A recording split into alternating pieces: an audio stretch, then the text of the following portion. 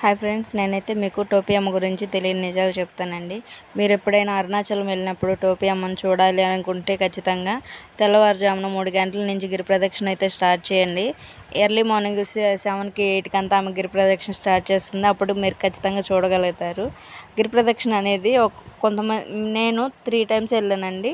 2 times మాత్రం midnight 9కి అలాగా స్టార్ట్ చేసాము. మార్నింగ్ 4కి అలాగ అయిపోయిందండి. థర్డ్ టైం మాత్రం 3:30కి అలా స్టార్ట్ చేసాము. 8-9 అయిపోయింది.